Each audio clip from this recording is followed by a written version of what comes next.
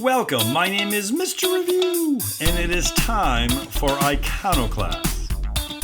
Big government is an affront to our liberties. Big government? It was an historic night, a night owned by a Democratic president, no less.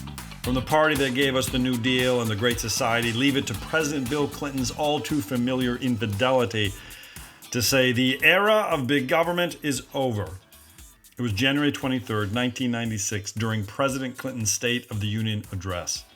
He could not have been any clearer.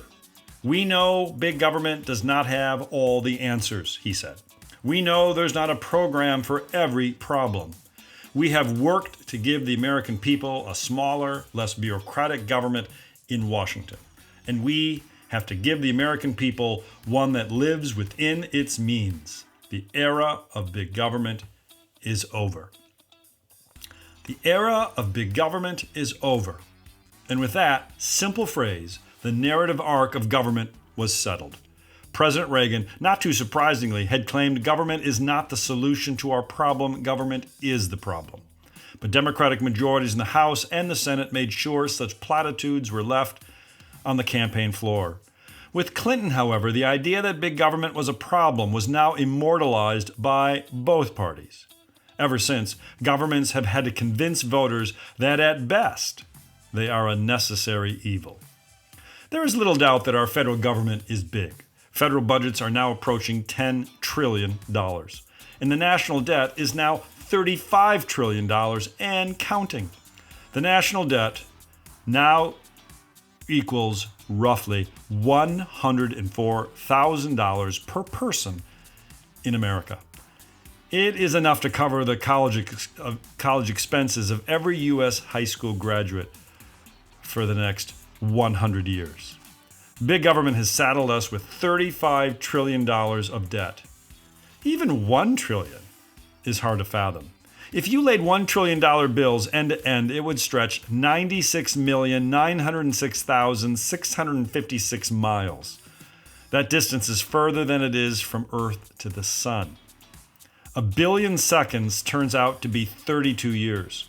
A trillion seconds is 32,000 years. If you stacked 1 trillion $100 bills, it would climb 789 miles. That equals 144 Mount Everest.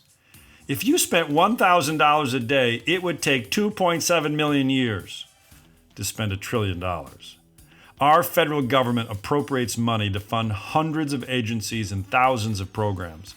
Clear majorities of Americans believe the government is trying to do too much. The era of big government is over.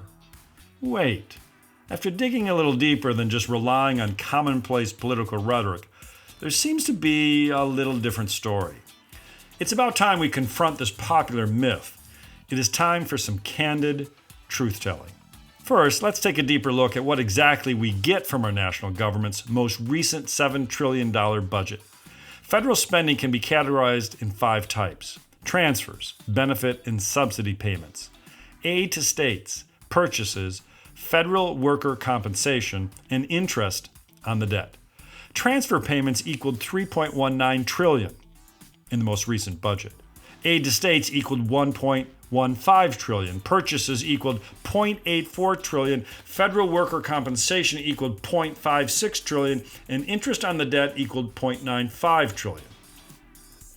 Redistribution, transfer payments, now entails 76% of the federal budget. The lion's share of this goes towards Social Security and Medicare. The biggest line item when looking at aid to states is Medicaid, or in other words, pension payments to those over 65 and health care payments to the elderly and poor make up the vast majority of federal government commitments. We call these transfer payments entitlements. Oh, how convenient. For these acts of big government, they are labeled a positive right. And how are those programs actually perceived today?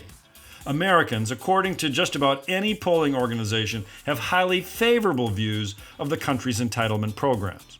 According to recent Gallup polls, Social Security and Medicare systems maintain very satisfied and somewhat satisfied as the most popular descriptors.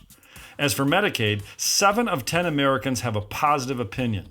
92% of voters reject the idea of cutting Social Security to reduce the national debt. And speaking of that debt, it is not quite as bad as it might look. The gross federal debt includes debt held by the public, as well as debt held by the federal trust funds and other governmental accounts. Close to $10 trillion of the debt is actually held by intragovernmental accounts, a sizable portion of the debt the federal government owes itself. And if you're worrying about the often cited fear that China holds a sizable portion of our national debt, worry not. China's place in that portfolio is relatively insignificant. In a recent book by Jeff Madrick, The Case for Big Government, he writes, "Big government of past eras fostered greatness and prosperity, while weak, laissez-faire governments mark periods of corruption and exploitation." Let's be reminded, large governments provide comprehensive national defense, jobs and jobs training, financial security to the markets, research and development that fosters unparalleled innovation, protection to basic civil liberties, and safety nets for our most vulnerable populations.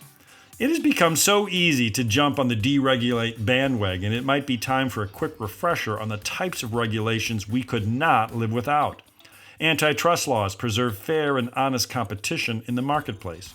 Environmental laws protect our most cherished natural resources.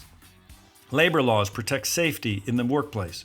The Security and Exchange Commission ensures that investors can trust our financial exchanges. Food and drug laws protect the countless products and pharmaceuticals that we count on each and every day. Governments are not necessary evils. They are necessary goods.